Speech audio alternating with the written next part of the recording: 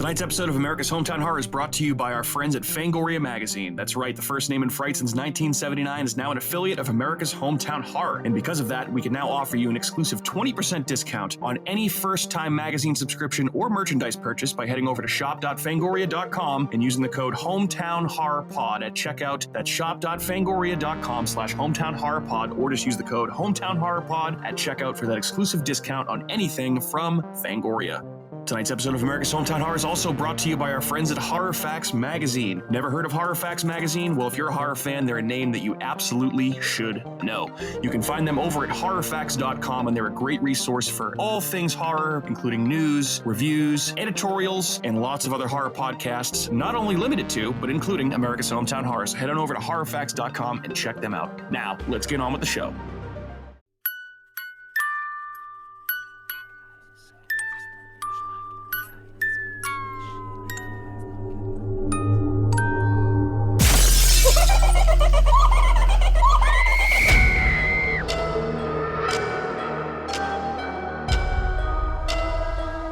All right, good evening, and welcome into another episode of America's Hometown Horror. Thanks so much for checking back in with us. My name is Mike, and I'll be hosting you through the most dangerous game this evening. And if you're curious, here's where you can find us online. The first place is our website, which is oppod.com. You can find our blog on there, more about the show, and lots of other little tidbits. You can also find us on various social media platforms, including YouTube, Facebook, X, and Instagram. Just search for America's Hometown Horror, and you will find us. You can email us at hometownhorrorpodcast@gmail.com. And, of course, you can leave us a voicemail at 508-927-1267. That's 508-927-1267. And I would challenge you, dear listeners, leave us some voicemails. We haven't had one in a while, so leave us some voicemails. And, of course, the most important thing you can do for our show is to subscribe and leave us a review. It does help the show get out to more people, preferably a 5-star review if you really like what we do. But an honest review is always good as well. And last but certainly not least, thanks as always to our buddy Sean O'Laughlin at Skywheel Media, who's now handling all of our audio and music production. And if you have a podcast that you'd like to take to the next level in terms of audio, get in touch with us. We'll put you in touch with Shano at Skywheel Media. All right. So this evening, joining me in studio, I have Andrew and Kat, lady, gentlemen. Hello, gentleman. Hello. What's up? What up? I've figured out a way of doing this now that we have Matt on the remote podcast. I'm just going to stare where he used to sit and just talk at that empty space. Okay. Because it's kind of like it's refreshing. It keeps me in game. I'm like, I'm just going to pretend he's there and be like, there's Matt. There you go. And then he's not there. He's not smiling or blowing me kisses. And I have a feeling you might not upsetting. have as many passionate outbursts this week, considering we're not talking about Climax this week. I know you had a lot. I certainly won't climax this week, but that's fine. So oh, I thought you. Oh, never mind. I mean, I was talking about how much I love Matt. And I miss him, you would. Okay, there we go. I understand. That was all too, right. buddy. And joining us remotely this evening is the one, the only Matthew Audette. Matthew, hello, sir. Hello, how are we? I'm doing well, buddy. How are you? Chilling, getting through the very tip-top beginning of the week. Excellent. Yeah. Excellent. Well, yep, another week, another topic, another podcast from us. And this is another one that I'm excited about tonight. And guys, dare I say that I remain impressed with our engagement with these, I'd say almost about the last month right now, with the movies that we've been picking. A lot of big stuff. A lot of thought-provoking movies, a lot of movies with a lot of depth to them, and that's going to continue on tonight. can I say something that? Oh, God. Just real quick, because we've talked about this many times, and many times we talk about it, and I'm some sort of psychopath for bringing it up. But we have picked a lot of movies about serial killers lately, and I've always wanted to do, our favorite, or not our favorite, you can't say that, most prolific serial killer list, draft. And God forbid I say that, but we've literally done like 5 out of the last 6 movies have been about serial killers. So I really do that. enjoy talking about serial killers. I don't know why we can't just do a draft about it. I mean, my mindset on it, and Kat and Matt, you guys can chime in after me here. I just think that glorifying, I almost said glorializing. Glory holing. What's that book Glory you have, holing? Mike? It's about a serial killer. I'll get to that. Okay, I'll get to that. And actually, it's a good fodder for tonight. But I just think glorifying these killers in any sort of way by doing them as a draft or I don't know, it feels weird. Dude, if you buy their book and read the book about them, that is the same thing. You're glorifying the serial but killer. the book isn't written by the killer. This is written by somebody who was involved. Like most books aren't written by the serial killer. Some of them are. Some of them are. That'd be a wild book. I just think, and we can talk about this more as we get into tonight's movie, but I think this is kind of like looking at how true crime stuff, whether it's documentaries or books or whatever, can kind of get away from what the core of the story is and just finding out like who this is. And I feel like a lot of people are in it for the fame, the publicity, excuse me, if I can only speak. Obviously, not everybody is like that, but that's the problem with talking about serial killers and like, bringing more attention to them than they already have, I guess. Not that like, not that this isn't doing that. We're not, Joe Rogan or anything like that. So it's not like we're going to shed any sort of huge light that hasn't been shown already. I mean, I don't know, Matt, Kat, what do you guys think about this? Andrew's been banging this drum for a long time. I think you get a hard on for Zodiac. So that's all I have to say. Yeah, I agree with like not glorifying that kind of thing because that's stuff that like really happened. Yeah, it happened to real people. So yeah. I don't know. I mean, Kat? I think I agree. Okay. I think that's why we've always had this conversation because I'm kind of in that boat. You'd have to present it in a different way besides saying like your favorite serial killers. No, I literally was just saying like I feel like we're glorifying Zodiac by talking about this in the like as a movie, one of our favorite movies. Mike has a book about Zodiac on the table. See, no, I disagree because that's different. How is that different? This is a movie made by a director in Hollywood about this case. So yes, Hollywood is actually doing that. But is this movie any good without it being about the Zodiac? I mean, no. Then what's the movie? Exactly. So without the serial killer, the movie's useless. All right. Well, I don't know. Jake Gyllenhaal's life as a cartoonist. Hey, listeners, if you have an opinion on this subject, chime in. Let us know. Leave us a voicemail. Shoot us an email. DM us on social media. Let us know what you think. Guys, I do have a little bit of news to get to before we jump into tonight's movie. We interested in that? Mm-hmm. I am. Ooh, sure. Baby.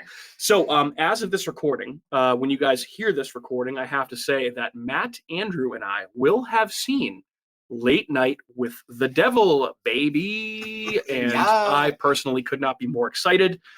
We are seeing it 1 week early before it is released in theaters to across the country. It is coming to Shudder, I believe, on April 16th or 18th. But it is coming to Shudder. It's going to be a Shudder exclusive, but it is playing in theaters.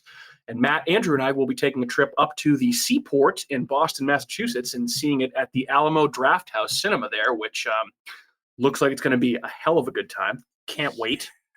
I think, Matt, Andrew, we did collectively decide that we're probably not going to do an episode on this right away. We might wait for it to go to Shudder so Kat can see it, and then we can all talk about it, right? Yeah.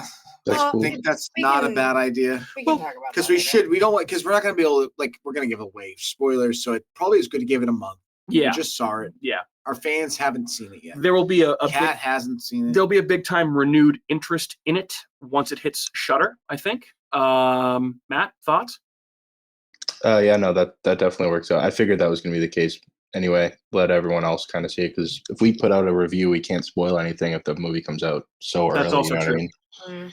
Yeah, I mean, I don't. So we're not going to like a critic showing where there's like an embargo on spoilers and that type of thing. But we're seeing it a week early. So if we were to do something about it, that's a thing. A critical embargo, as Kat and Andrew are laughing at me right now. The way you use that word was dude. I haven't like, heard someone say embargo, and I was like embargo. That is an actual thing. I know what an embargo is. Okay. I just haven't heard someone say embargo since like the 15th century. No, I mean this. Well, yes, I know. It is a spices. It's a strange word. But when critics see an advanced, screening of a movie, typically they call it an embargo on them releasing anything short, like no spoiler reviews until the movie. Sounds like a music band, like Enya Embargo. Enya Barco. Embargo. All right. Anyway, so we're seeing Late Night with the Devil, and I personally could not be more excited. I think this movie's gonna fucking. How excited I am! This movie's like Late Night with my pants off. I am so fucking ready to go. Jesus. Let's go. Late Night with my hog out. Yep. I'm excited. Late with my hawk. Late night with my hawk. That's good. I like that, Matt. Good Lord. But never been to an Alamo Draft House theater before. This should be fun. There's a lot. Apparently, they have A+ top notch food. There's a full bar in there. It should be a fun time. So looking forward to it. Guys, another huge piece of news. If you're listening to this episode, hopefully you've seen on social media that we do have some exciting news regarding Hometown Haunts and Hops Horror Convention 2, Electric Boogaloo, aka the Hometown Haunts and Hops Horror Convention 2024. Andy Driscoll of Inebriart and I were able to record a video announcing the event live from Burial Hill Cemetery in Plymouth. And it is going to be returning to Mayflower Brewing Company at a new, earlier date this year, which will be September 21st of 2024. That is a Saturday.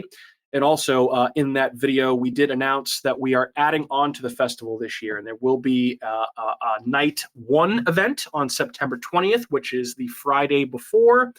At a couple of as yet to be determined downtown Plymouth locations, we are adding a film festival onto the Hometown Haunts and Hops Horror Convention, which we are thrilled about. We do have some films lined up. Can't reveal those quite yet. We do have some guests lined up for the con at this point, some very big names that we're certainly excited to share with everybody, but we can't do it just yet. So I know we're kind of, limited in what we can say here, guys, but safe to say what we know about what we know about this event behind the scenes this year, we're pretty excited for. Mm-hmm. Yeah, I'm excited. I like that it's It's a earlier. goddamn banger. Yeah. And I know bangers. Well, It's a week after my birthday. it's a weekend of your birthday?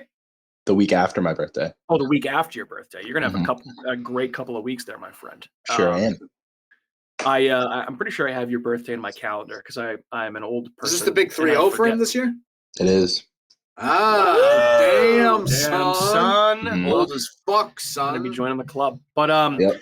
yeah. So Haunts and Hops gonna be unreal this year, and all I'll say is if you are not following Hometown Haunts and Hops on Instagram and Facebook, you are going to want to do that so you can get all the latest information about the con this year and everything that we're going to be doing with it. There's been a lot of behind the scenes stuff happening, all very exciting, and we can't wait to share it with you. And we hope to see you there again this September, as we're now not going to be the weekend of Halloween, which was a huge issue we ran into with trying to book guests last year because it was the busiest weekend for horror stuff of the entire year. So branching off of that, I can also tell you that on Thursday, May 2nd, also at Mayflower Brewing Company, Matthew, Andrew, and I will be hosting Halfway to Halloween horror movie trivia, just like we did last year in October, leading up to Haunts and Hops. And that is going to be promoting Haunts and Hops with some cool prizes to be given away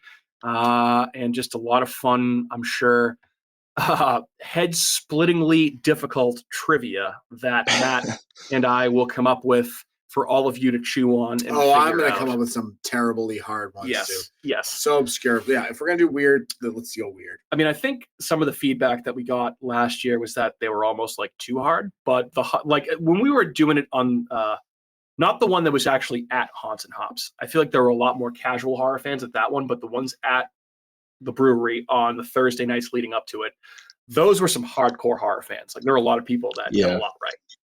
So. Yeah, I personally loved doing this last year, Matt, and I'm excited to do it again. What do you think? You excited to celebrate Halfway to Halloween, my friend? I am. I'm not looking forward to having to rack my brain for I don't know, what did we each have to do, like 40 questions? Yeah, well, we don't need as many for this one particular time. I think that was like we were trying to plan because we did it twice in October. Yeah. Leading up to the event. So actually we did 3 trivia events in October because we did 2 leading up and then 1 day of Haunts and Hops. I think we ended up.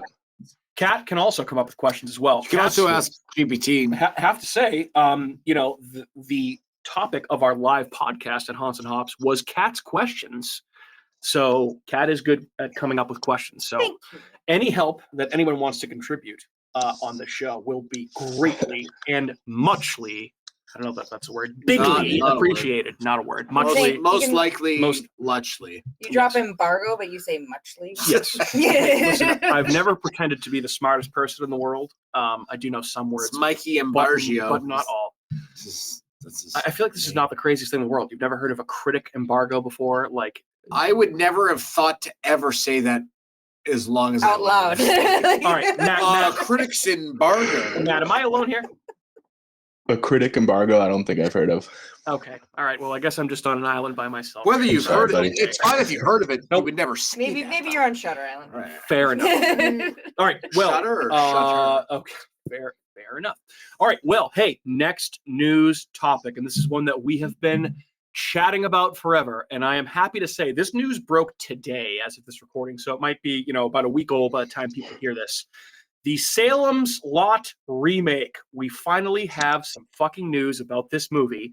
And the Canceled. only piece of news is that it's going to be headed directly to Max. Not going to be released theatrically, which I know we talked about this a little bit earlier in our chat today. I think it kind of sucks that it's not getting the chance to be seen theatrically, but it does make it accessible to more people. So, Matt and Andrew, I know you two specifically are the most excited about this movie alongside me. Thoughts on this? Matt, why don't you kick it off? Because I know you are our resident gigantic Stephen King fan. Yeah, definitely. And Salem's Lot's one of my favorites. I was just glad to see that it's actually going to come out. It's easier that I can just watch it on TV. Oh yeah. So I don't really mind that it's only coming to Max. The other thing too is I'm kind of getting the impression that it might totally blow. So That'd be so depressing. I mean, everything that the studio has done is kind of pointing towards that. But I mean, that's what I mean. Yeah. Well, I had a question, Matt. I'd come up with a question because this movie come out, and we're going to see this big banger movie coming out this Friday night. What is more likely to you, that Late Night with the Devil is a top 3 horror movie of the year, or Salem's Lot is a bottom 3 horror movie of the year? I mean, both are completely possible, but Yeah, hopefully not. I think Late Night with the Devil has a good chance of being a top 3 movie. Yeah, I have a lot of expectations, which kind of gives me like this bad vibe that it's going to be like fine, but it's not going to be like the banger that I wanted it to be. I have not. That's your own curse, watched brother. Right. So I'm trying to think of it the same way. That I'm trying to not let the reviews and expectations catch up to it. But I have not watched the second trailer. I've only seen the teaser trailer for this. I know what it's about.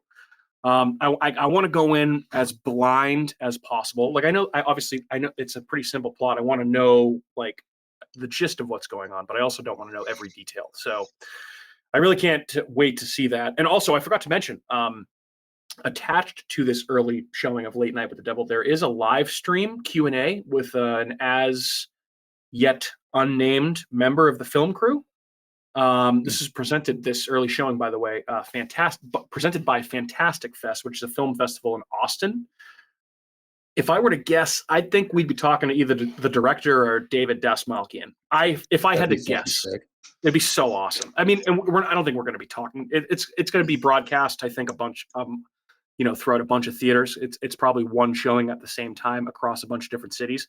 I don't really know. I've never been in anything like this before, so we'll see how it goes. Yeah, but God, if Salem's Lot stinks, I'm going to be really depressed. It's such a good King novel, and I feel like it's only gotten one really good adaptation of the 3. Now this will be the 3rd or 4th, right? Because it was the Rob Lowe one. The 3rd one. Yeah, because there was the Rob Lowe one, the Toby Hooper one. Now this will be number 3. So if this one stinks, like come on, like you got it right. You can get Salem's Lot right. Just do it. Ugh. And they still left a lot out of it. They sure did. I mean, I feel like they couldn't have left everything in there. So I don't know. Yeah. But Salem's Lot, I'm happy to hear that Salem's Lot is finally getting some news. No release date yet, but it is coming to Max. Did you watch a double Just not the feature of theaters. Voyage of the Last Demeter? and Salem's Lot right after it? Banger after. Awesome. Don't tempt me with a good time, my friend. All right. Want to hear some Bumhouse news, guys? Because I got a couple back-to-back. It's about Imaginary. I don't care. We can hit it real quick. So, Imaginary did not do as well as Blumhouse was anticipating. Oh, you don't say. That's that crazy. fucking shit movie didn't do good. So it only conjured up $10 million in its opening weekend at the box office. And to put that in comparison, I think Blumhouse thought they had another Megan on their hands, which obviously didn't get great reviews, but it did really well, made a ton of money. Megan, in its opening weekend last year, made $30 million by comparison. Wow. So Megan beat this by about 3-1. Fool me once, shame on you. Fool me twice, Yeah. shame on me. I never saw Megan. That was terrible. Don't watch it. The marketing for Megan was much more substantial than this movie. I don't think I saw a single ad or anything other than random blips on like horror Facebook pages. Same, yeah. I think also the dance that Megan does like went viral on TikTok. That was a huge thing. So it got a lot of younger people interested in it. And again, I don't mean to, constantly, I mean, I kind of do, but I kind of also don't mean to constantly shit on Blumhouse because they are doing a service for younger horror fans out there. And, they do make an occasional good movie. And for Kat, yep. The director, by the way, Jeff Wadlow, I listened to a podcast that he was on earlier this week. He was on Colors of the Dark on Fangoria. And he talked a little bit about this movie, and I didn't know that he also directed other Blumhouse movies like this. He directed that Fantasy Island horror remake that came out a couple years ago, and Truth or Dare. Oh, so we've figured out who the fucking problem is, so we can just kill this guy and it will all be better. Hey, I mean, Jason Blum keeps giving him runway to make these types of movies, and I mean, hey, they make money for Blumhouse. So what else is to be said there? I don't really know. But this one, again, imaginary, not as much money as others in the past. So, anyway, Matt, you want to hear some news, an update on the news regarding the direction of the Exorcist franchise following the Exorcist believer? So much news. That's like, I don't care. No, we're good. We're in like 20 minutes in. We're good. We're not even at 20. So I did see the headline for it. Yeah, we talked a couple of weeks. I'll touch on these quickly. But the fact that David Gordon Green was essentially let go from the Exorcist franchise following the Exorcist believer, which was, it was fine. It wasn't anything great. It wasn't anything terrible. It was like right in the middle. So basically, apparently Jason Blum of Blumhouse himself isn't quite sure how to answer what's happening with this franchise, which kind of makes me happy because I don't think they need to do anything with it. Here's a direct quote. He was on the red carpet, I think at the Oscars.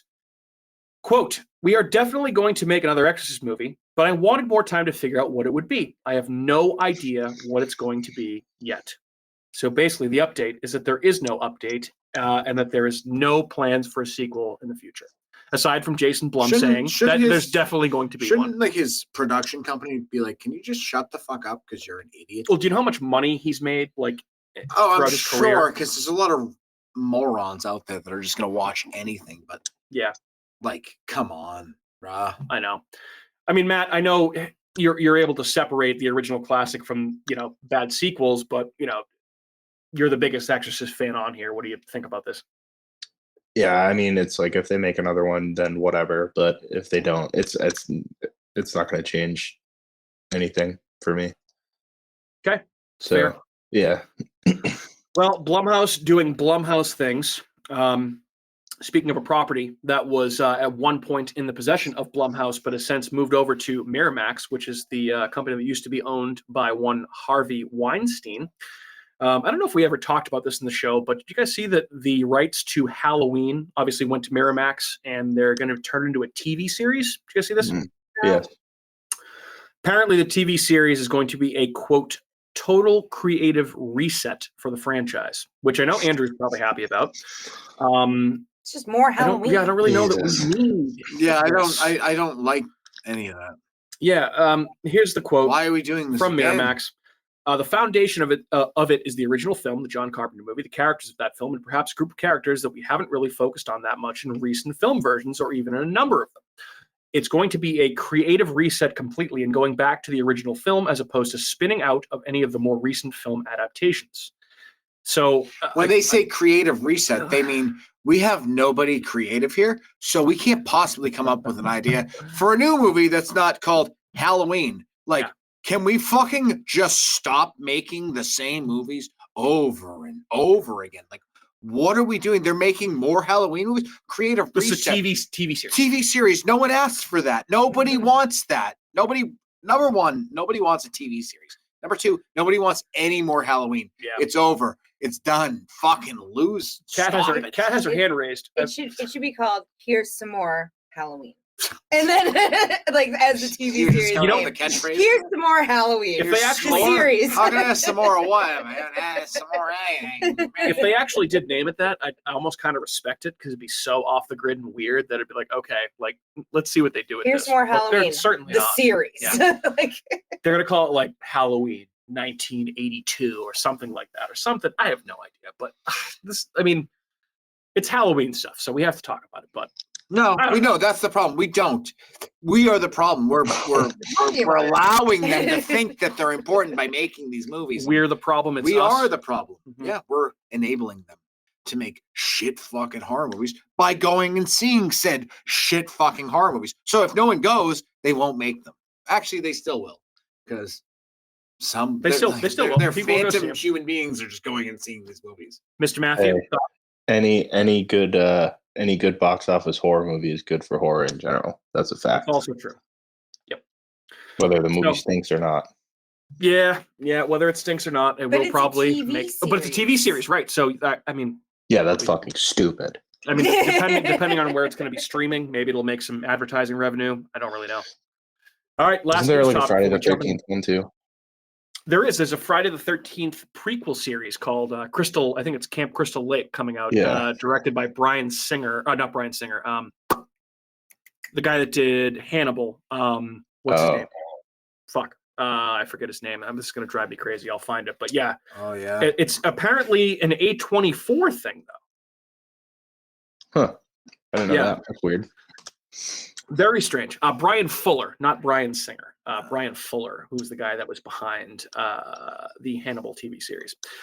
All right, last news topic. Andrew, I picked this one out specifically for you, my friend. I made this nice for you. okay, Cookie Monster. Can I? I've been I watching, know, that's a weird thing. been It's a watching, weird thing. to do. watching way too You're much like, who the Sesame fuck Street with is my this guy daughter. talking about? Sorry. It's like, okay, Grombit or whatever. Gonger. Gonger and Cookie Monster. Excuse you very much. And I was gonna say, actually, that's what Gonger says, not Cookie Monster. Andrew, we've talked in this podcast before about your love for the Island of Dr. Moreau, the original film that Not the original. well, there's been Yeah, many it's film in- versions, so you weren't even The talking Val about Kilmer. the original. No, the Val Kilmer version is the best. Okay. That movie is so bad. It's Val so Kilmer good. and Marlon Brando, directed by Richard Stanley, disastrous production.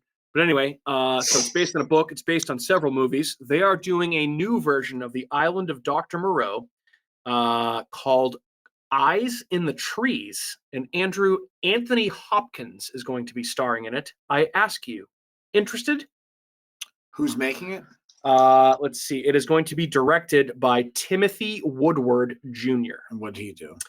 I think this is his film debut as a director. I think he's directed short films, his feature film debut, Okay, I should say. and who did he blow? I don't know. Oh no, we don't know. I would watch that. Yeah, Anthony Hopkins. Let's fucking go. He could. I mean, fuck, right? Like Yeah. that's why I'm asking. Who did he blow? Because that's a good get. Catherine? Does anyone else, whenever they hear the name Timothy, think of Oliphant? Like immediately, who's the first person you think of when you hear the Timothy name? Oliphant, yeah. Chalamet. Yep. Yeah. Is Timothy there any- Chalamet, but that's spelled Timothy with No. an EE at the end. I don't know. Chalamet, but it's fine.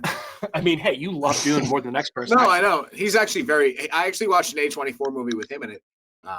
It was Hot Summer Nights with Micah Monroe and Timothy Chalamet. It was like a drama, like comedy. Took place in Cape Cod in '91. It was very good, actually. I would recommend it highly. What?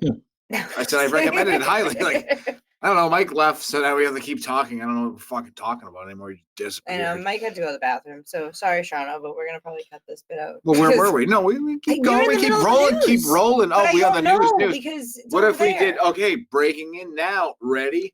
Beep, beep, beep, The beep, beep, news beep, that beep, knew beep, no beep, time beep, beep, beep. on this date and fucking this year. I don't know. I have nothing. I had nothing going ready for that, so it's fine. Seemed like a good time for it though. It would have been. That Just a- actually isn't a bad idea for if Mike just beelines it. to the Yeah, if I bathroom. have something, I could probably find something. What's today?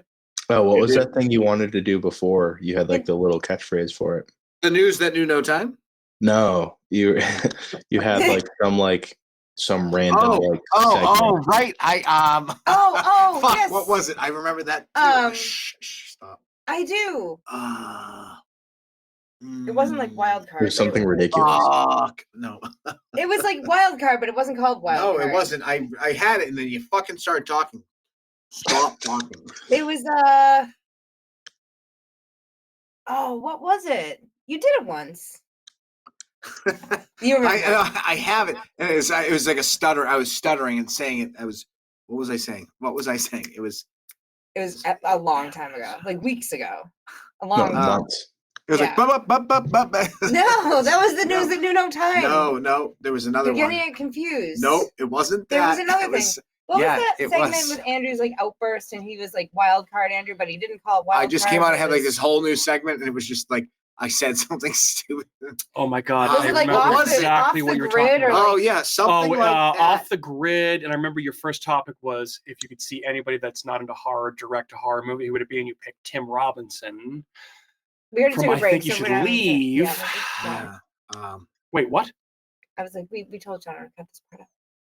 Oh, okay. But it's okay. No, but Well, we then were- why are we talking? Yeah. no, what I are we- thought you were saying that. No, 'cause but you said- we were finding out what it was. Oh, sorry.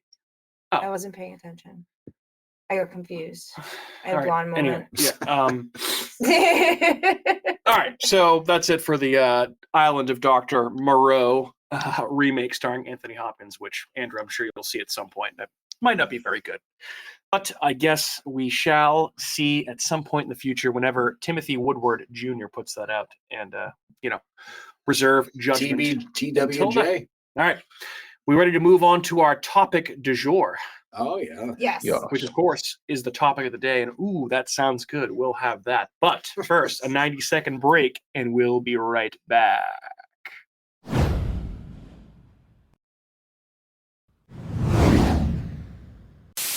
It's official. The critics' decision is in. Spooky World is spectacular. Enter the new black hole. If you dare. Or the new horror House of Wax. This year, don't miss the real Jason, Bobby Pickett, or Alice Cooper. Phone the 24-hour Spooky World hotline.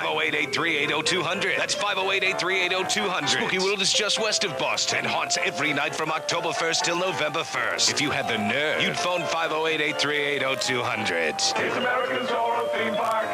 Spooky World. Sleepy Clovers. Alive! It's alive! It's alive! The new face of evil is going to scare you to death. Barrett's Haunted Mansion. It's killer this year. Then right next door to the Abington Ale House. Barrett's Haunted Mansion. Eat, drink, and be scary. Go to bhmansion.com. All right. We're back. Let's talk some Zodiac, friends. I know we kind of already alluded at the beginning of this show that we were talking about yet another serial killer movie this evening. And if you've seen the title of the episode, you certainly know what movie you're in for. And hopefully you have seen said movie, because we are going to go balls deep into spoilers and all sorts of discussion about said movie, which is, of course, David Fincher's 2007 film, Zodiac, which is about the Zodiac killer and the manhunt that ensued throughout, pretty much the 60s, 70s, and 80s throughout California to find the killer behind essentially the most prolific, unsolved serial killer case of all time, I would say. This has kind of captured the attention of popular culture. I feel like there's influences from the Zodiac all over the place, whether it's, this movie, Dirty Harry, the Clint Eastwood movie, which they actually show in a theater in this movie tonight. Even something as recently as the Batman, the Matt Reeves Batman movie. I feel like you watch that movie, the Riddler is the Zodiac killer, but he's named the Riddler. So this is obviously a huge case that there's been lots of suspects, but no resolution. And I did read that after this movie came out, they did reopen the Zodiac case, and it still remains unsolved to this day. So I'm sure we'll get to all sorts of details about this movie in just a little bit. I should first say this is my second David Fincher pick in a row. And first one was Seven, which was a couple of weeks ago. That was a really fun episode to talk about. I love that movie. So I wanted to do what Shudder's 101 Scariest Horror Movie Moments did back in 2022. and put Seven and Zodiac back to back on their countdown, which they did for their scary movie moments. And I do have it here. I believe they were ranked at 40 and 41, 42 and 41. So Seven, the sloth scene, was at number 42. And at number 41 was Zodiac with the Lake Berryessa killing, the stabbing of the couple. It's a haunting scene. Yeah, very it's scary stuff. So I wanted to kind of talk about these two movies back to back. We were coming up with topics. I think this will probably be it for Fincher on this show, unless anyone feels the need to talk about like The Game or The Girl with the Dragon Tattoo or Mindhunter. Maybe that would probably be the only thing I would consider. If we were talking about within our serial realm. killers again, yeah. Yep. So this was my pick. I do want to talk a little bit about it before I hand it off to you guys. But the first question I have for all of you is: Zodiac a horror movie? And is it worthy of conversation on this podcast? Matt, I know you're remote. I will go to you first. I don't necessarily categorize this as a horror movie, but I do think it has some really good, like scary, intense scenes, like the one that was on the Shudder show. That's intense. There's a lot of like tense scenes. The scene with the lady in the car with the guy with her baby was like that was brutal. But that's the thing. But a lot of it kind of like the second half just goes full like police procedural. And there's not really much other than that for the rest of the movie. Yep. But I do like this movie. It's a great movie. It's just a taut thriller. But I don't think I would like put it on like a horror genre shelf by any means. Fair. Totally fair. Andrew, Zodiac, horror movie, yes or no? This is more like a Unsolved Mysteries. There's a dramatic reenactment that is so good and so off the charts. And then there's a lot of procedural shit, and there's a lot of like interviewing and stuff like that. Yep. I don't think it's a horror movie, but it's a fucking banger of a serial killer. Like it reminds me of Spotlight, if you've ever seen Spotlight. Yeah. Which is it's just very like it's essentially 2 hours of the Boston heavy, Globe sucking too. its own dick. Yeah, pretty much that. well no, Spotlight's a fantastic movie. It's about how It's a good movie. Yes, I've seen Spotlight. It's very similar I type hate the movie Globe, though. so- But yeah, I know, but this is not. I'm saying this is about so the San Francisco Chronicle. It's about them sucking Right. their own dicks. That's also true. for 2 Yeah. hours. Yep. But- Okay. So yeah, it's a very solid movie. Horror elements, not a horror movie, Sure. but I would watch this movie any day of the week. But horror-ish enough It's horror that adjacent. we can talk about it on the show. It's Yeah. 80% Yes. horror, 20% Okay. non-horror. Cat, horror movie, yes or no? I mean, it kind of teeters on the line because there's a lot of things like in. Yeah, I mean, I thought, I don't mean to interrupt you. I thought for sure you would say yes because nobody loves real life horror more I than was you. gonna say there's a lot of real life stuff that's in there that's kind of scary. Like, I mean, someone calling your house, like your home address where your Mhm. wife and your kids live, like that is terrifying. Where it Yeah. could potentially be a Sure is. serial killer, like calling your house, knowing where you live, knowing that like your wife and your kids are in that's And then not terrifying. even giving a fuck. No, Just Wild. keep yeah. on That's going. like there's a Yeah, lot of insane. elements in this that are really scary, like Yeah. really scary. I agree with that. Yeah. But it teeters on line. It's like Prisoners, kind of. Oh, Yeah. That's a good one. way more horror though. Yeah. You think? Oh, dude. Yeah, like this movie's. I don't know. I feel like it's way more horror. Prisoners. Okay. Just Prisoners is definitely a smaller scale movie. there's way more scenes of horror in Prisoners than Zodiac. So I'll say no, not a horror movie. Definitely a lot of scary parts and things that are very unsettling. And you can imagine the state of panic that San Francisco and the surrounding areas were in when this was actually happening in the 60s and 70s, and this killer was at large and still is at large. Matt put this a very good way in our group chat that he said, I forgot this movie was like an epic. And it certainly is. Everything from the score to like the length and just like the dialogue and everything about it, which we'll get more into, but it's just, I thought that was a very good way of describing it. This is definitely like a David Fincher epic. This is like he took Seven and, turned it into like, I don't know, what's the word I'm looking, like much more of like a larger scale crime This was thriller story. more Yeah. geared towards people actually watch. Like 7 was so dark. This was much more. Yeah. This was more lighthearted, believe it or not. Yeah. Which is weird to say. but- And I think I might agree with you, Andrew, what we talked about in the 7 episode, that I think this movie is more rewatchable than 7. Upon watching these very I close fucking together. love this movie. But I digress real quick before we continue this conversation.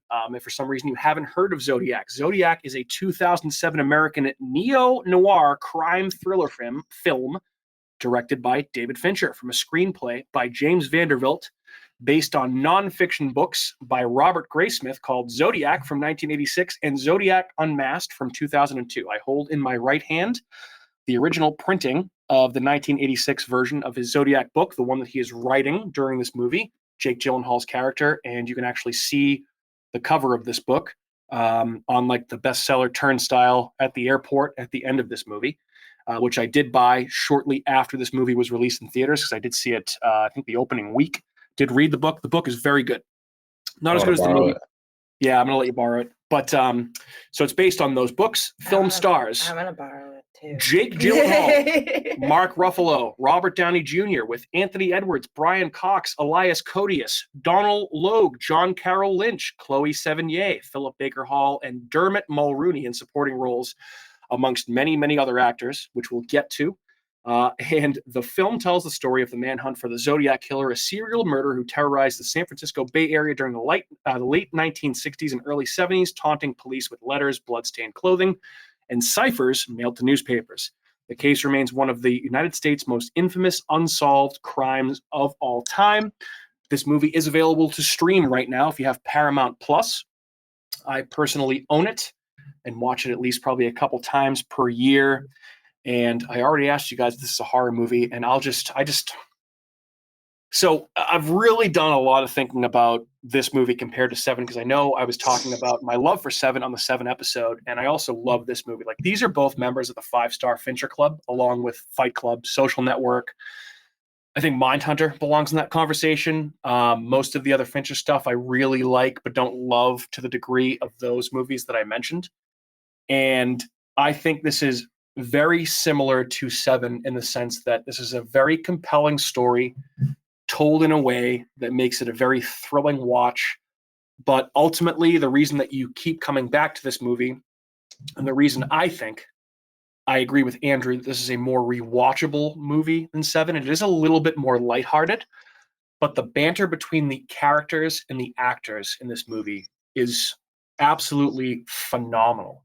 I think all of the main actors in this movie, Gyllenhaal, Ruffalo, especially Robert Downey Jr., but all the bit players, they're all on their A game here. I was saying earlier off the show, I know Robert Downey Jr., as of this recording, just won Best Supporting Actor for his role in Oppenheimer. I think Downey is better in this movie than he was in Oppenheimer. Oh, 100%. Very good in Oppenheimer. I think he is it's a better role, and he's more likable in this movie than he is in Oppenheimer. Jake Gyllenhaal just is a fantastic actor that I really feel like does not get enough credit, that should get more. And I'm admittedly not the biggest Mark Ruffalo guy. I think he's kind of a puke. But I think is probably, aside from Downey, the best part of this movie. Ruffalo is very good in this movie. Ruffalo's fantastic. I really think he's That's why I big compare him part with of it. Spotlight, because he's in that too. And he's I forgot he was phenomenal in that. Spotlight.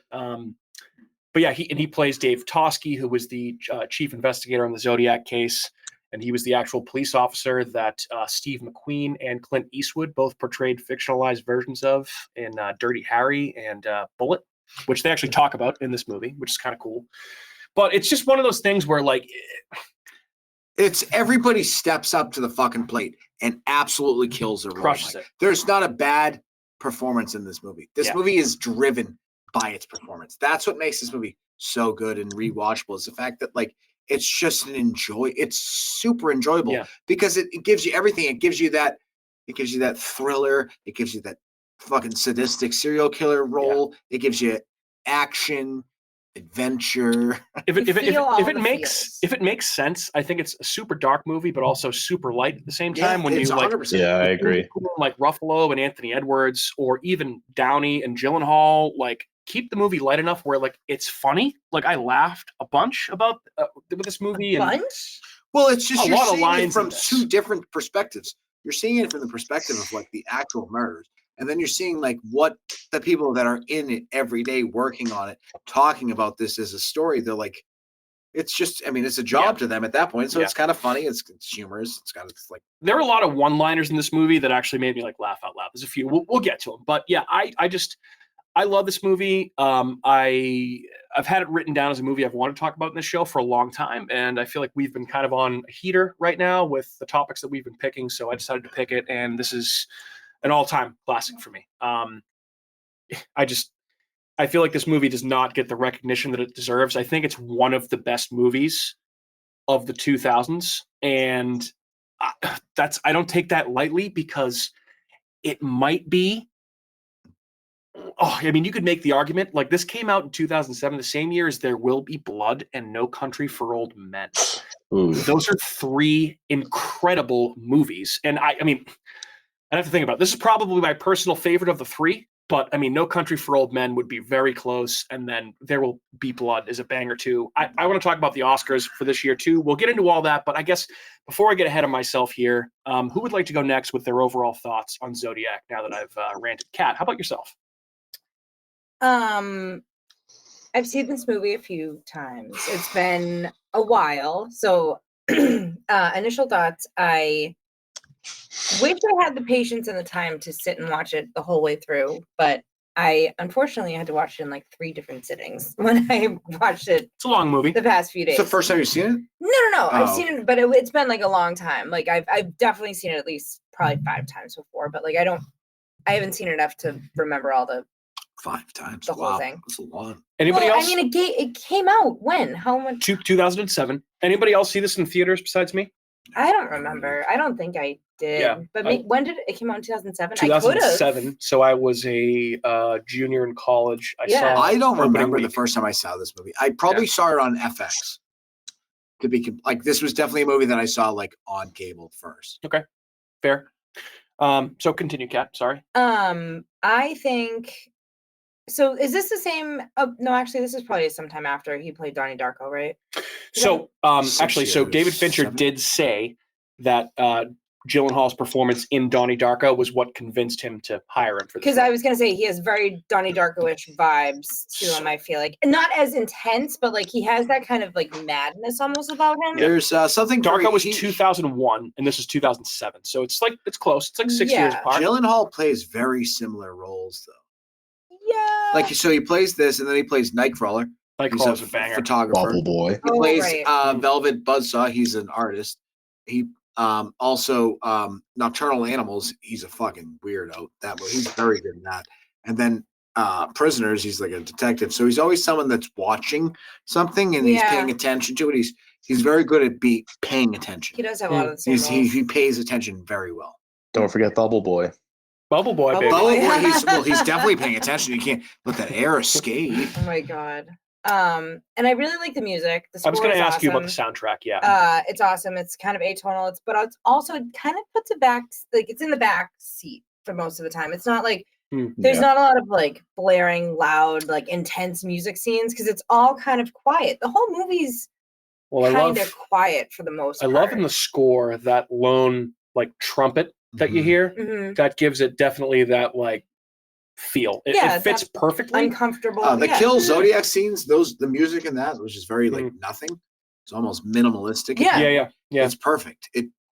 Those scenes are so heavy. Yeah. Like they're heavy in a way that like you don't realize how much they're actually affecting you because you're like and then the guy's just getting stabbed like 15 times. Or like Mhm. each one of those scenes is so fucking dark and heavy. It's perfectly done, and it's not even. But it's not. You don't feel like it's a horror movie because it's not. It's just weird how they do it in a way that's so just good. In that very scene, grounded. though, Yes, but like that's- in that scene where he's stabbing the guy, it's fucked. then when like even when I'm saying it's like a soft movie, like a lot of things aren't super loud. When she's screaming, then all of a sudden the camera pans back and she's screaming from far away. So like there's never really times where things are like super like loud. You know what I mean? I also love that you can immediately pick out who the killer is just by the voice. That to me is huge. like you've seen all these scenes in the beginning, and then you hear him talking, and immediately you go, I know that's the fucking guy. Yep. And they don't know it. And it's just adds to this level of just like, fuck, that's horrifying. Yeah.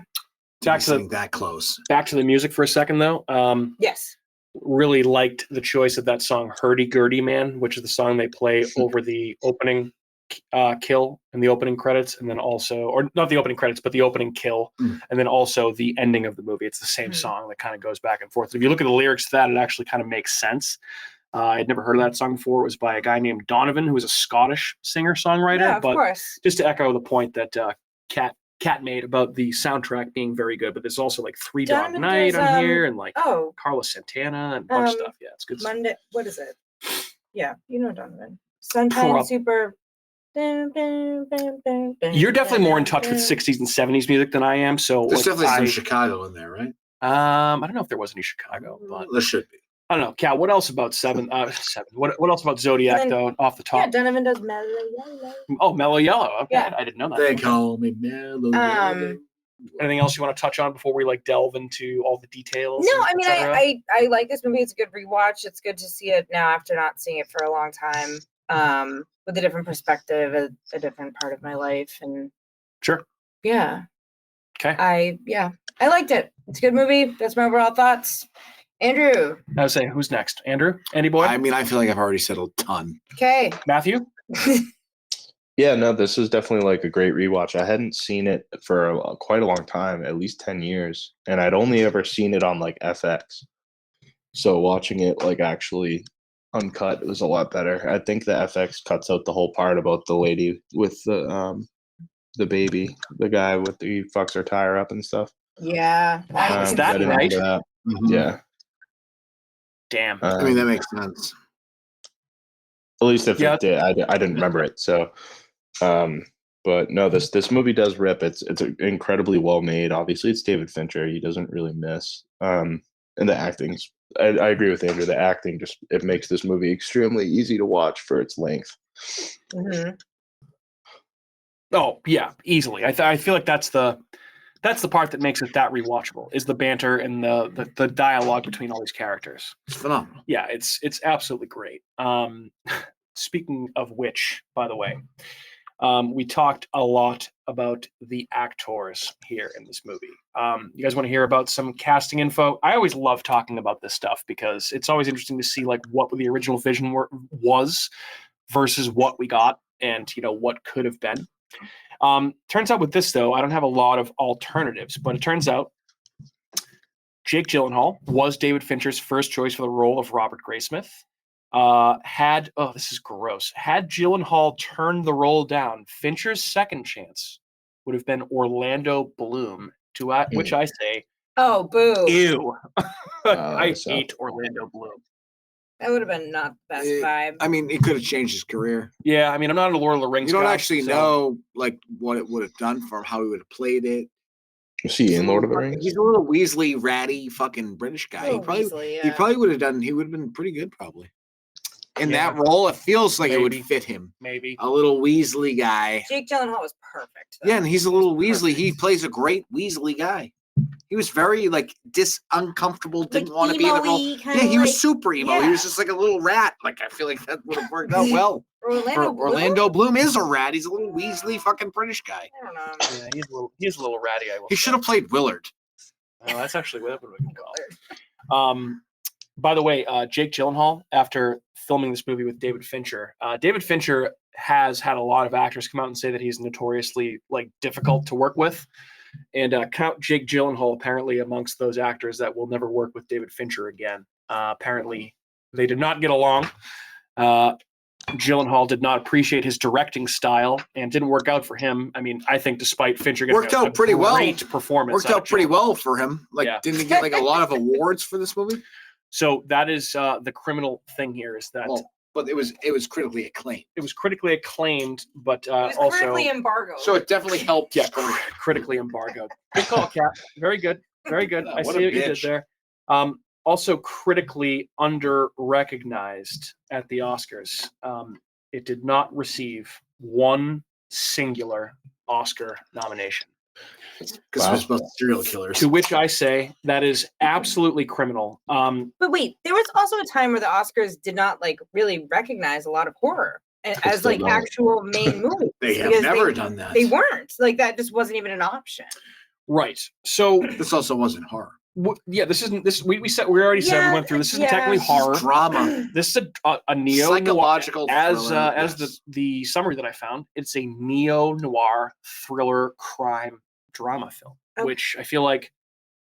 So just to put it into perspective, so why are we talking about this? the 80th Academy I'm Awards, joking. A drama? We're doing which Baymax. covered the year in film from 2007, the Best Picture nominees were No Country for Old Men, which won. Banger.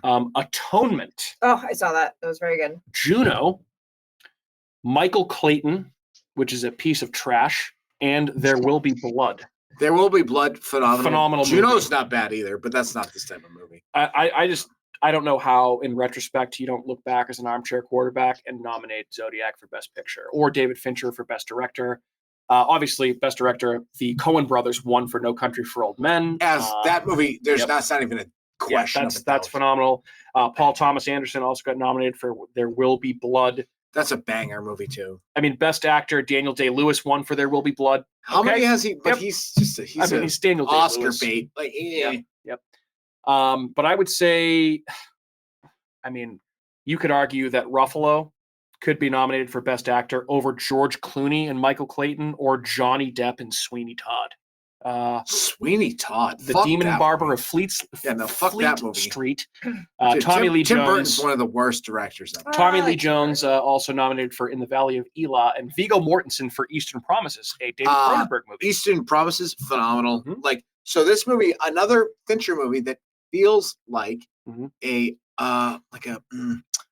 what's the word that I'm looking for? Sin City type, like Oh, graphic, like a noir. a graphic novel. A graphic novel, yes. Graphic yes. novel, is that what it is? Yeah. It's a graphic novel, yes. Yeah, his An adult comic Fincher's book. movies seem like those. Yeah. Like, because like Eastern Promises and Road to Perdition, very similar type movies, right in the same vein as this, I feel like. By the way, you could also argue that Mark Ruffalo or Robert Jr., more importantly, I think could have been nominated for Best Supporting Actor that year.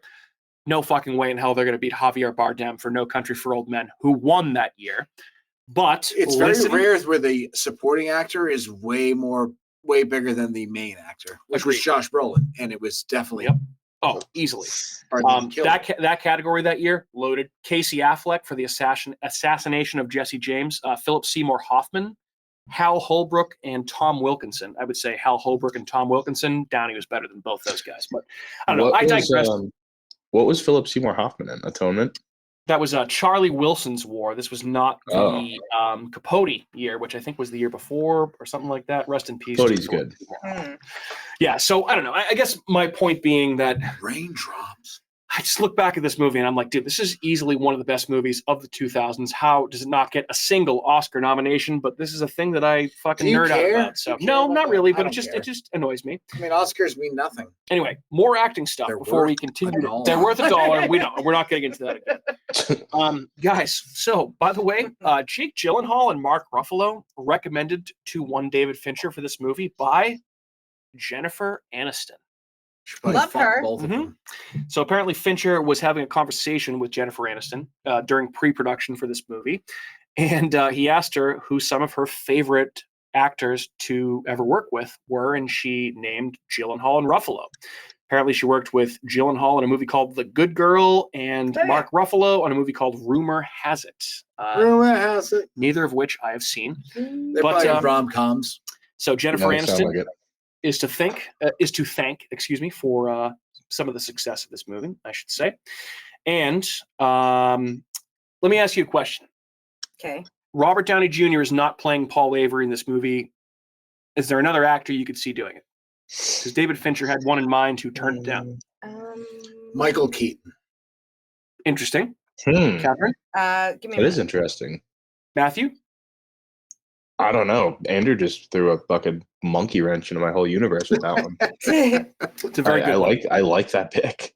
So Fincher's first choice for that role. Jack Nicholson. Little old at that time for the part, but okay, I can see it. Interesting.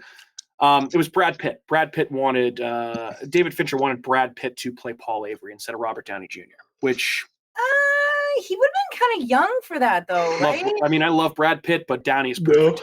Downey's Yeah, Downey age-wise, nails it. everything. He's like, yeah. This might be Downey's best role. I think other than Due Date, might be better. Due Date, dude, that movie's so good. I don't That get is a good one.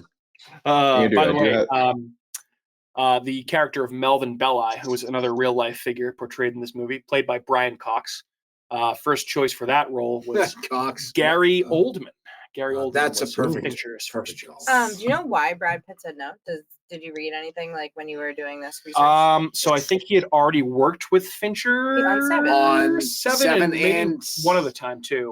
Benjamin Button. What about the biggest one that they've ever done? Isn't that Fight Club? Fincher? Fight Club. That's a Fincher movie too. Yeah. So I think he was just like, I'm all set. Trying to diversify his bonds a little bit and work out there with other people. I guess. Underrated best Brad Pitt role.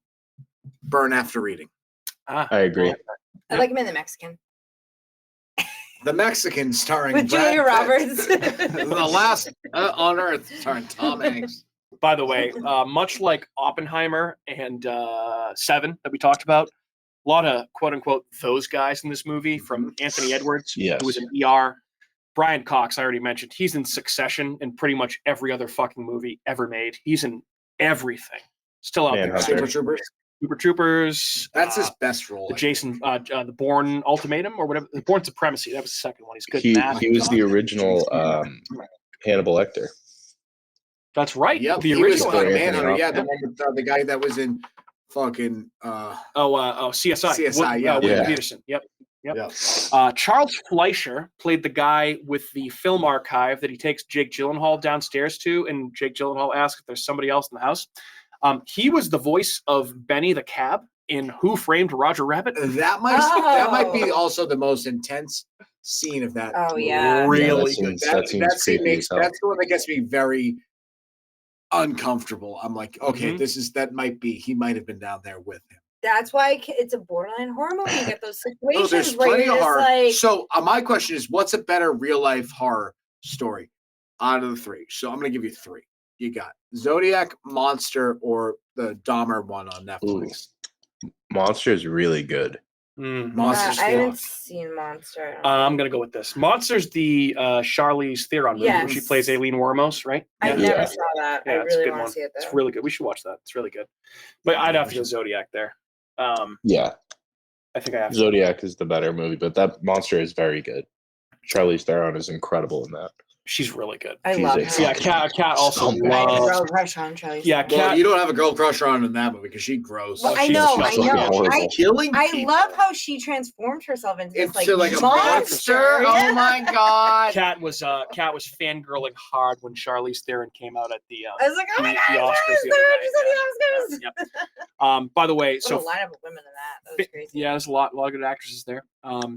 Fincher also used a bunch of actors that he's used in prior films. So Zach Grenier is another one of those guys. He played the boss in Fight Club that Edward Norton beats the shit out of himself in front of. I love that part. Yep. So he's in this for a couple scenes. Is Bookman in this? Philip Baker Hall. Bookman, the library cop. Yeah, I was like, Bookman's in there. The library cop. He was next on my list. He's awesome in this movie. He was great. Elias Codius, who played Detective Mullinax in one of the police departments. He played Casey Jones in the original Ninja Turtles movie from the 90s. Awesome stuff. I mean, the guy from Drew Carey. Yep. Which guy? The Zodiac. Yeah, John Carroll Lynch. Yeah. He's Wasn't in this. he in Channel Channel Zero, too, No as End the House. dad, yeah. Yep. So he's in that. Donald Logue. He was who's also an in actor. Fargo, which I just watched again. He was. That's correct. Donald Logue is in this.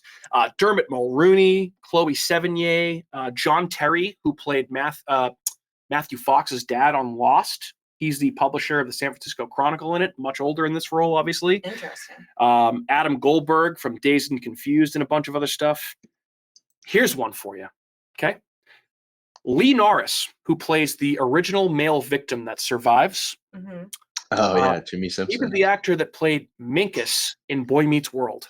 He looked familiar. It was That's weird. the dude. That's Liam McBoyle. I thought he was McPoyle. Is he McPoyle? So, He is, right? it's Minkus and Liam McPoyle, aka Jimmy Simpson, playing the same character however many years apart. So Jimmy Simpson from Always Sunny plays him at the end of the movie. Yeah. And Minkus from Oh, Boy that's Meets World funny. plays him at the beginning of the movie in the first scene, which is fucking nuts. I thought that was so funny at the end. I Yep. was like, oh my God, it's a McPoyle. Poor Why little- is he Yeah. here? Poor That's little, what Sarah poor little said, too. Pinkus. Poor little Pinkus. Then we also got John Getz, who was in The Fly.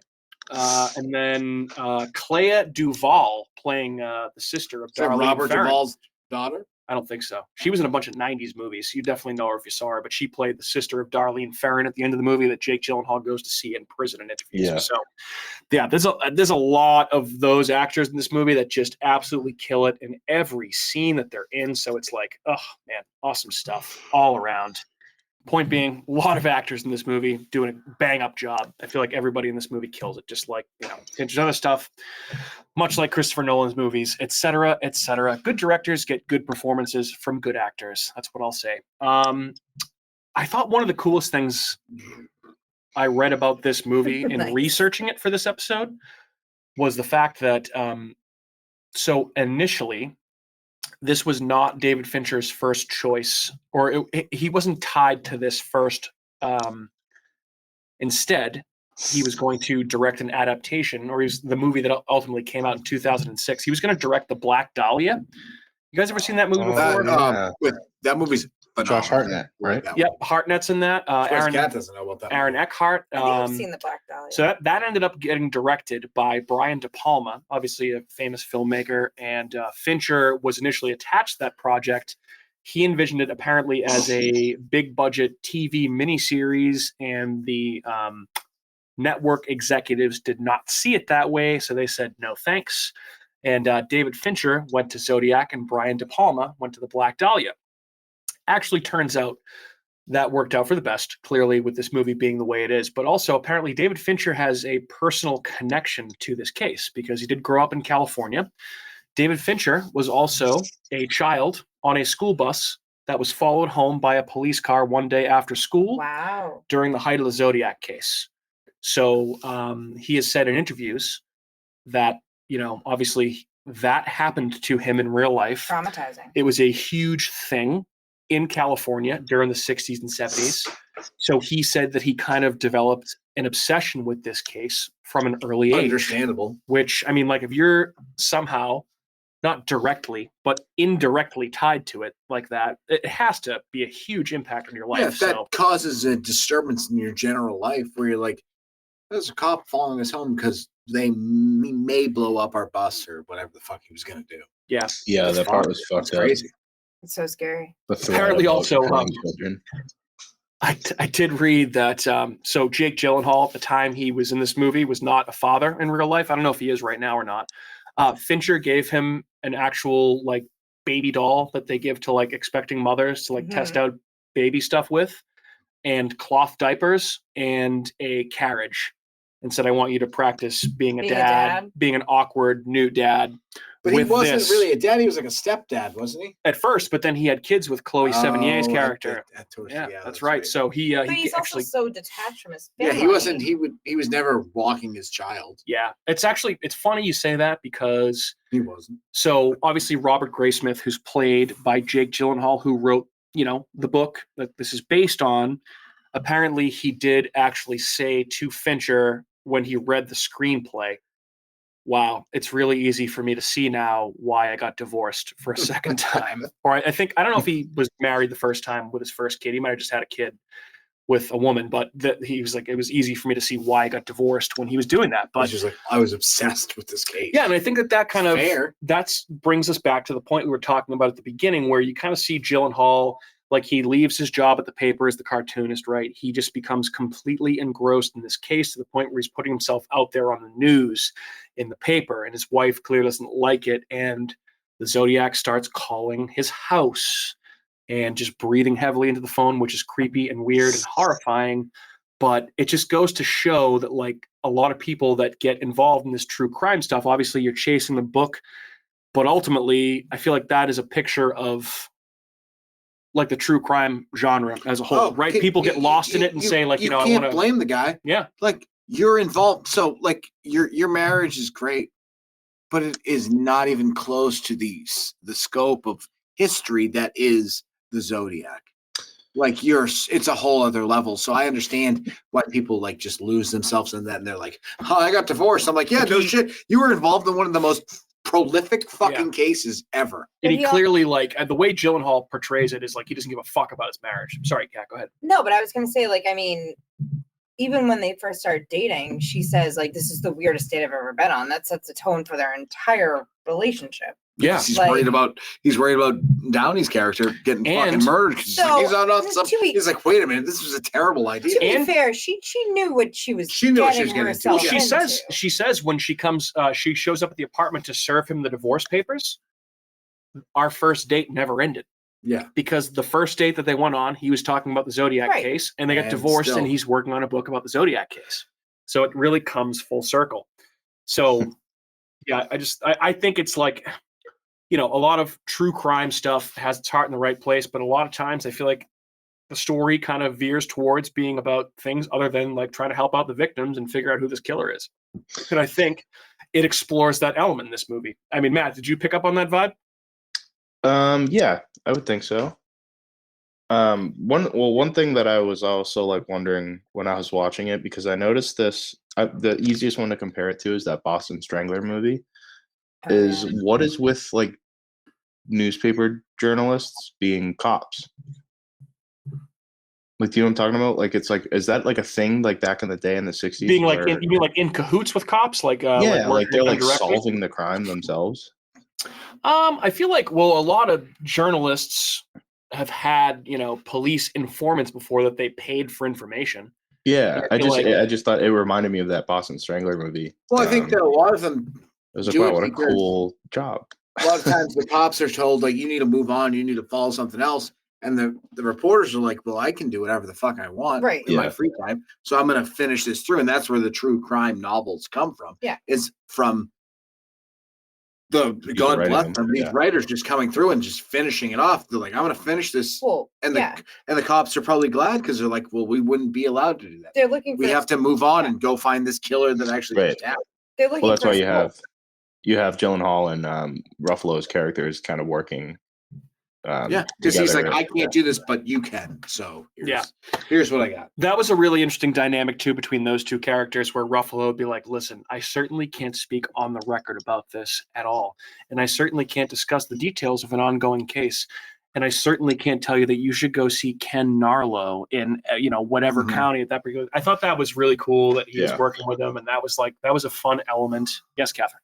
But I think at that point he was kind of burnt out because he had been working on this case for so long to have another perspective. Of course. Like a brand new perspective. I also don't think he was burnt out. I think he was just like, they told him it's over. Like, you can't do this anymore. Or he had too much on his plate. He was just like he was still open, but he couldn't focus on it because he's been paying attention to this. And they were like, no, you need to find other things to follow. Right. I mean, I feel like it's true with anything too, not necessarily just crime stuff, but in general, if you're working on something for so long, you kind of get tunnel vision, and a fresh pair of eyes on information can certainly like jar some stuff loose and make you think of things that you haven't necessarily thought of before, which I think that's why a lot of these also welcoming that element in. That's why a lot of these like documentaries that talk about and they look into it and they figure it out, they're basing it off of everything that the detectives had already found, but it's a fresh set of eyes, so it's much easier for them. Sure. And they can go, oh, fresh, and there's no timetable. They're just like, we have all the time in the world. So that's probably why that happens.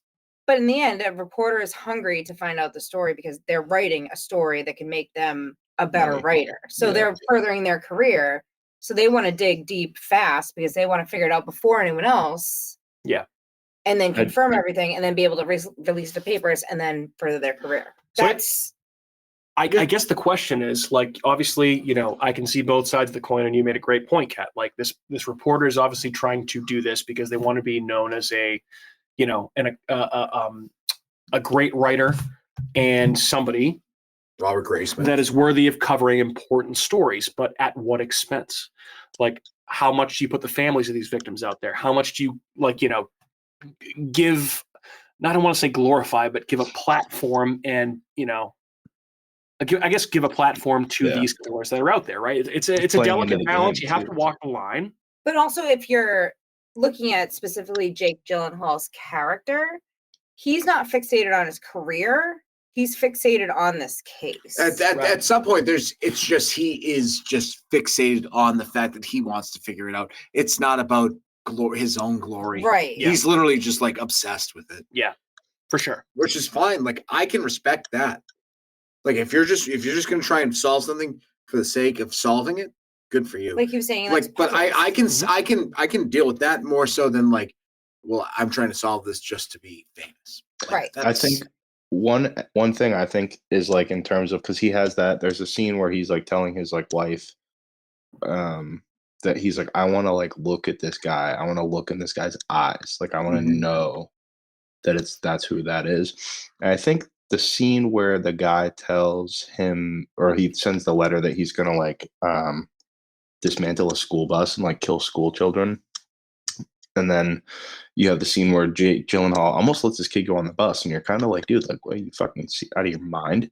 I love And that scene. he pulls the kid off the bus after, and it's like, I think there was something inside of him that it became personal, where he was like, you made me afraid of that you were going to hurt my family. So it's like I think he was a much more determined to just like, he just wanted to know that they were getting the right guy. Yeah. That's a great line too, is when he's like, you know what? He just grabs him. He's like, I'm going to drive him. I'm going to drive him today. And then he just like runs away. It's so great. That's awesome stuff. And then I feel like we've kind of danced around it a little bit and talked, a little bit, an overview of how good Robert Downey Jr. is in this. And we talked about how good Ruffalo is and his banter with Gyllenhaal. We talked a lot about how this movie is actually pretty funny as well. And I feel like almost every time you're laughing, it's involving Robert Downey Jr. in this movie. He's so good as Paul Avery. What a great it's such character. A kismet relationship between Downey and Gyllenhaal. Like they're comedic, playing off of each other, and it's not even meant to be that way. Like it's just so awkward. It works out so well. It fucking kills. Like that is what makes this movie phenomenal. I feel like Fincher's not a big ad-libbing guy for actors to give that leeway. Downey feels like he's ad-lib, like he's actually like looking at Gyllenhaal and ad-libbing a lot of this stuff. Like Robert Downey's one of the best actors that's ever been. Bobby, you're doing that thing again that begins with an L that I don't like. Oh yeah, that's right. Looming. Yep. And then when I love whenever Downey goes in, Paul Avery goes into the meetings with his superiors, the paper, and the guy's name is Templeton, and he calls him the dearest of Templetons every time. It fucking gets me every time. He's so funny in this. And like the scene where him and Gyllenhaal go to the bar and they're talking about the case, and Downey's drinking like whiskey. What are you drinking? What is this? Yeah, I feel like this can no longer be ignored. Blue drink. What are you drinking? And Gyllenhaal says, it's an Aquavelva. You wouldn't make fun of it if you tried it. So then he takes a sip of it, a huge sip of it, by the way, and then it cuts to a scene immediately, and there's 8 empty Aquavelva glasses on the bar in front of him. I love that. That's fantastic. I love, what's the opening line right before the, oh my God, right before the first Zodiac letter comes, and he's in the editorial meeting, and he says, the editor says to him, Avery, what's up with the crime beat? And he says, whatever woman's name, so-and-so, left the fondue party before getting naked. That's a crime. Have you ever seen her before? And then he walks away. Oh, such a good line. And then, what was the other one that I was thinking of? There's so many. Oh, when obviously a word you really can't use in movies or in general too much anymore. Gyllenhaal walks up to that character Shorty that sells the coffee and donuts at the Chronicle. He says, "Does it ever bother you that anyone calls you Shorty?" And he looks at him dead in the face and he goes, "Ever bother you that people call you retard?" He's like, "What?" Yeah, he's like, "Nobody calls me that." And then he walks up to Downey. He's like, He's what? like, "Excuse me." He's like, "Paul, anyone ever call me like names when I'm not around?" And Downey paused for a second. He's like, "What? Like retard?" Pause. Like retard? And Gyllenhaal's like, "Yeah," and he goes, "No." Fucking die every that is a fucking great scene. time. Obviously, don't endorse the use of that word, but it's fucking so good. It's just like, yeah. It's just out of nowhere. Yeah. And the scene with Downey on his boathouse when he's like all Hammered, fucked up at the end. All done, doesn't care anymore. Yeah, and when he shows up at the Chronicle right before he gets fired, he's hammered. Like he's a live wire in this movie. This is, I think, his best performance. So anyway, yeah, I mean, we've talked a lot about the acting in this. I feel like it's just so good. It's worth mentioning. Let's talk about some scary stuff in this movie. So obviously the kills are scary, right? The Lake Berryessa killing, horrifying, where they're both hogtied and stabbed in the back. Broad daylight. That was the scene that was featured in that Shutter Countdown. The basement scene where he's down in the basement. Horrifying. Are you sure there's nobody else in the house? Fuck out of here. I thought low-key, really scary scene was when Brian Cox enters the movie as the defense lawyer, and they bring him on that live talk show in the morning. Yeah. And the guy calls that's not actually the Zodiac, that calls from the mental institution, and he's talking about his headaches and how he's sick. And the voice is so scary. The scream. And then there's that scream in the background. Yeah, Matt, you were just talking about it. That is a chilling scene, right? Well, because at that point you're kind of like, who was that? Like, was that somebody he has? Like, you know what I mean? Like, is it somebody he has captive in his house? Like, I don't know. I hated that. That gave me the willies. What was that, Sam? That was my headache. Yeah. So fucking creepy. Oh my God. Yeah, so weird. And you know what's even creepier about that? That actually happened on live TV in San Francisco at the height of this case, because they were so desperate to catch this guy. They actually did that. Go ahead. So another scene that is a little jarring and scary is the one with the mom and the baby. Oh that God, gets yeah. picked up. I mean, they both live, right? I mean, right? No? Yeah, they do. Yeah. They sure do. You don't know at first though, because you're like, Thank where is the She's baby? She's so afraid she hides the baby on the side of the road. Well, I know, but I mean, even that, I mean, that's where you would do. Hold your breath while you're watching the beginning of that, the You end never, of that scene. you don't think that scene's gonna end pretty. It seems And now, like it's gonna end having a bad. child when she's just at the side of the road and like she's bloody and like you don't see the baby, you're like, oh my God, where is she? And you And then think, she oh my comes out God, of the he bushes. threw her Yeah. out the window. Like you said, he like you literally- just have this immediate panic of, oh my God, where? And then obviously she's down there, she's crying, she's fine, great. That was like the one moment of relief where I was like, Jesus Christ. I was like, but also like you're a woman by yourself with a baby in the front seat of a car during the 1960s, 70s, like driving around at night for whatever reason. Why why Maybe you she would do was that? living her Unless life. there was an And emergency, I don't know. But He I mean, literally says to her, "Before I kill you, I'm going to throw your baby out the Yeah. window," which is thank just God like she just insane. jumped out of the car. with the baby. what? I feel like I would have done the same thing. I would have literally shielded my baby, held it as tight as I could to my body, and rolled the fuck out of that car. I would have been like, see you later. Not today. Nope. No. Not today, like, kid. I would be like, absolutely not. So, but I mean, yeah, who knows? I mean, those are different times. You don't necessarily think that there's going to be serial killers, which is this false hope that you have, which is crazy that I feel like women used to have. But also there's bad people out there that maybe our whole world has just gotten worse over time. Definitely. Is that a really deep thought? is. Cat's deep That's thought. like thoughts that's of like Cat. that's like the central theme of No Country for Old Men. It's like the world's worse nowadays than it ever used to be before. It's like, no, you're just old and it's always Yeah. been this way. You're It's like, you know oh, what this- wait. Here's the story. It's Tommy Lee Jones just going, "Brr, brr, brr, brr, brr, brr, much. brr, my life, I'm old. People suck. You gonna die because we all suck." And Banger, you're just banger fucking- movie. Though. that movie's phenomenal. Yeah. Unbelievable. Deep thoughts, Cat. Yeah. Yeah, true. You're not wrong. You're pretty much right. You nailed it. Also, and I really like, and this is not necessarily a scary scene, but I like the fact that, you know, Gyllenhaal's wife, Chloe Sevigny, asks him, "When will this be over for you?" And he says, "When I can look him in the eyes and have him know that it's him." I think you already said that. Did I? Or, and then he That was then that he part I was walks talking at the about. end, That fucking like Hardware hardware store. store, and he Yeah. goes in and he stares at him. And Yeah. you're like, yep, and that's how the movie ends, is Yeah. with his character at least. There's Fantastic. one What a additional fantastic after scene. that. But yeah, He's great like, "Can way I of help you?" ending it. No. Yep. no. I just want to make sure I know who you are. And he's Yeah. like, yep, yeah. Um, And that guy clearly is like, yeah, it's me. yeah. That's the guy.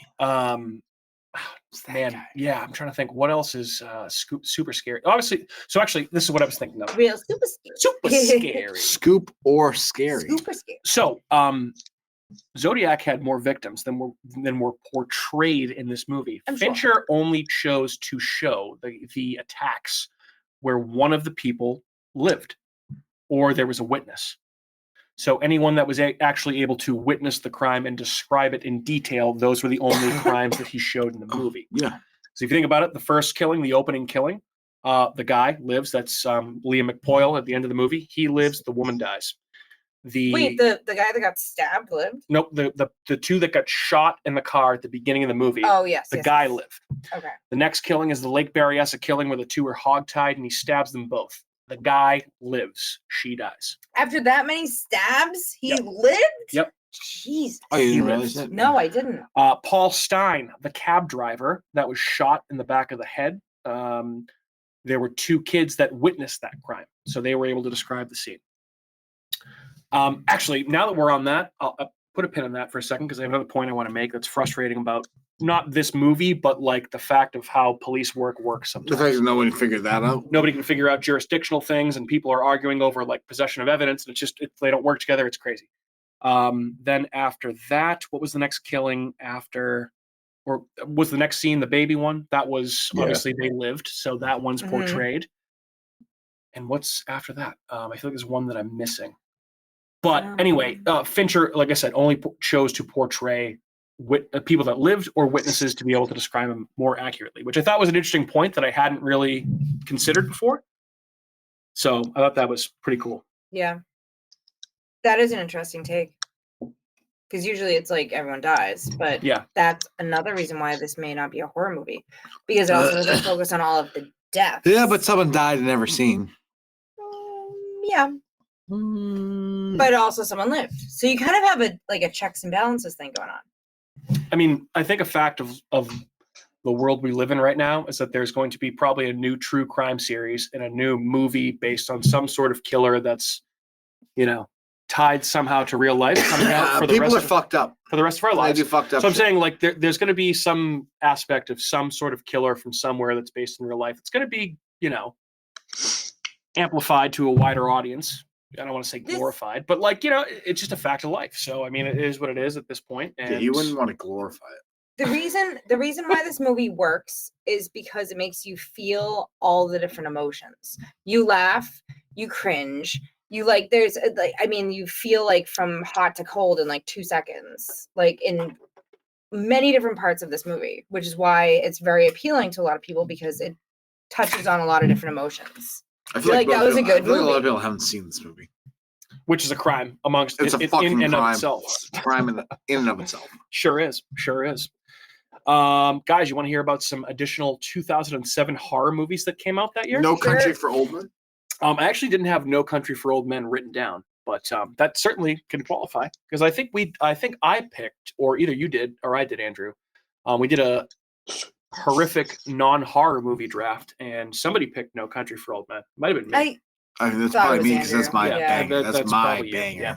All right. Anyway, That's so my movie. also in 2007, 28 weeks later, which we'll be getting a sequel to this year that we've talked about a couple Man. times. That one's all right. All right. So we also got 30 Days of Night, Josh Hartnett vehicle. Catherine. Like that movie. That's a It's a banger. really good one. Scary movie. A movie that we've covered in this podcast that I really enjoy. The third. We 30 covered Days of Night Scary came out the Movie- same year as this movie. Sure did. 2007. Scary Movie 3. I thought that was like 2003. We've also covered. We absolutely did an episode on 30 Days of Night. No.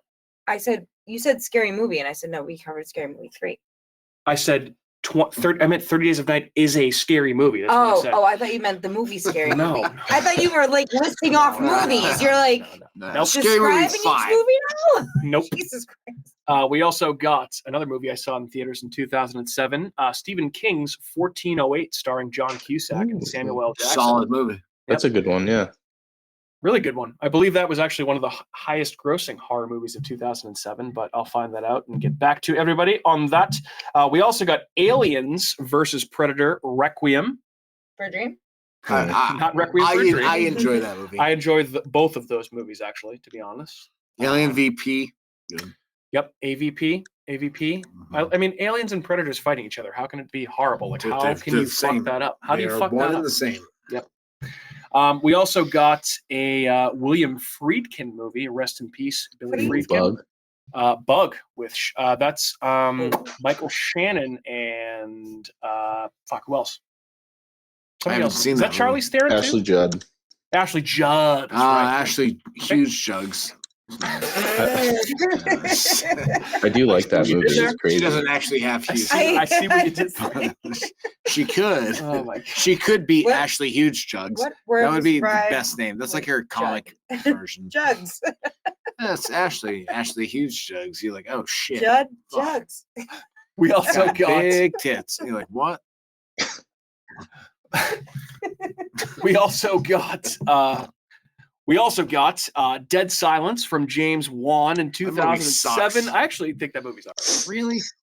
I do. I don't mind it. Matthew, James Wan sucks. we got Grindhouse in 2007, Yeah. which is the Robert Rodriguez Quentin Tarantino collaboration with Death Proof and Planet Terror. Yes, sir. You picked Planet Terror in your draft? Yeah. Correct. Yep. Good movie. That's also got the all the fake trailers. The Rob Zombie one, Eli Roth one that led to Thanksgiving, and then I think this one by Edgar Wright. I don't know, but Grindhouse, good one. We also got Rob Zombie's Halloween in 2007. That one's fine. Yeah. It's I actually it's interesting better stuff in than there. any of the David Gordon Green ones. Yeah, It tries kinda. to do something different. I'll give it It's that. better. Yeah, it's mean as hell. Sure is. Fucking vicious. We also got The Hills Have Eyes 2, which is a Ooh. sequel to Banger. the Yep. remake. Yep, that one came out in 2007. Love that movie. Speaking of remakes, we got a remake of The Hitcher starring Sean Bean, who, aka Ned Stark, played the villain in The Hitcher. Anyone seen that? Lord of the Yeah, I Rings. didn't like the remake. I like the original better. Yeah, the original one's good. They replicated the iconic kill in the remake. Why are we going- why are we going Rutger through Hauer in the original. Is that We're going- Rutger? What's that? Is that Rutger? Rutger Ha? Rutger Ha. Rutger Ha? Rutger Hauer. Rutger Ha. We also got Hostel Part 2 in 2007, which is a movie that I Terrible. do not care for. Another movie that I do not care for was I Am Legend, starring Will Yeah. Smith, who once slapped Chris Rock in the face.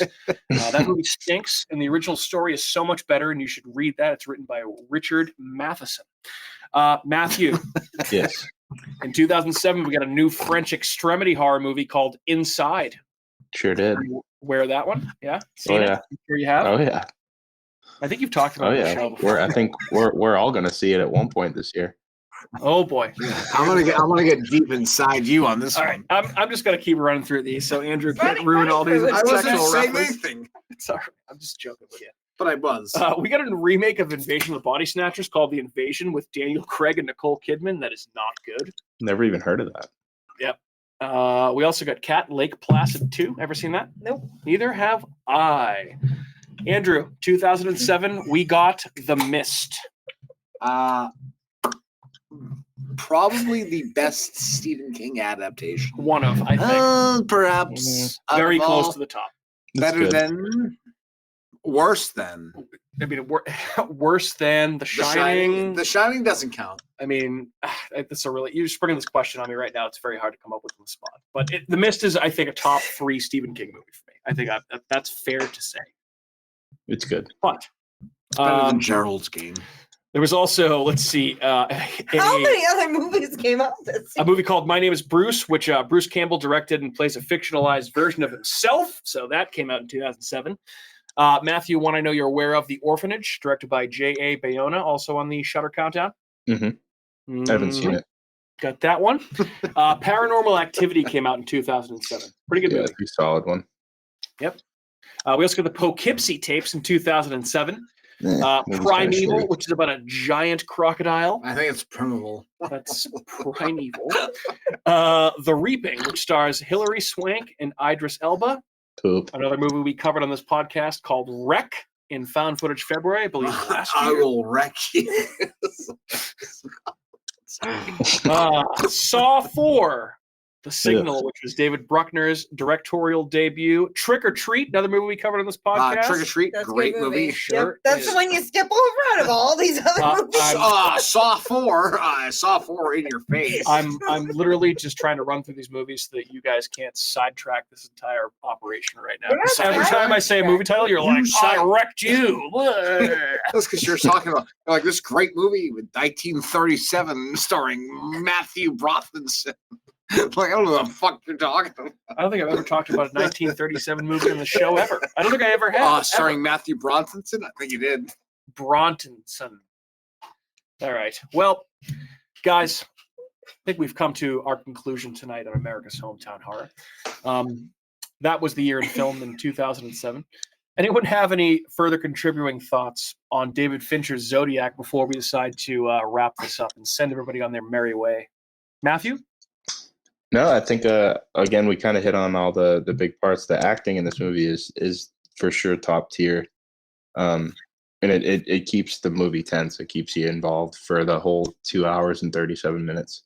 So it moves along nice. David Fincher, he's a master at this kind of thing, the procedural, gritty type of storytelling. So I like this movie. It was a good pick. I'm glad you felt that way. Yeah, I'm glad I picked it. It was fun to talk about. I've been looking at, like I said at the beginning, been looking to talk about this movie for a while, so I'm happy we finally did. And I love everything by Fincher, but I think this is a good pairing with Seven. So glad I picked them both back to back. And again, that might be the finale for Fincher on this show, unless he comes up with a new horror movie or a new scary movie, or I don't know. Killer. The Killer's not really horror. What we smell. We decided maybe Mindhunter. But I haven't seen The Killer yet either. It's not watch good. it. It's on I Netflix. will. It's pretty good. It's not great. It's not great. It's not great. But anyway, Mindhunter. so yeah, I should watch it, but it's not- Zodiac absolutely rocks. I mean, you should absolutely watch The Killer. It's a good movie, but not a great movie. It's certainly not on the level of Zodiac, which is an all-time classic. Matt said it was acted well, directed well, written well. It's just it's a long movie, but it feels like it flies by. It's great. The scary stuff hits, and the not so scary stuff hits as well. It's just an awesome fucking movie that you can I feel like is so rewatchable, and I will give Andrew some serious credit because he's converted me that Zodiac is now a more rewatchable movie than Seven, I think. So good call, Andrew. Yep. Anyone else on Zodiac, or are we good? I think we're good. Good. All right. Well, that's going to do it for another episode of America's Hometown Horror. Hope you had fun with this one, because I certainly did. Hopefully everybody else did as well on board. But by everybody else, I mean Kat, Andrew, and Matt, gentlemen, lady. I hope everyone has a lovely evening, and say goodbye to your listeners. Peace. Adios, everybody. Good night.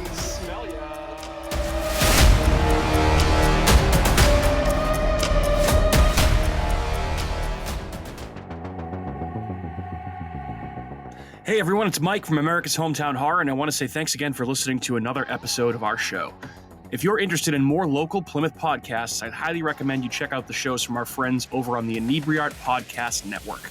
In addition to America's Hometown Horror, you can find shows from Inebriart, the Old Colony Cast, Bar Talk, Theme Park Legends, and Retro Redoctopus, so head on over and give them a listen.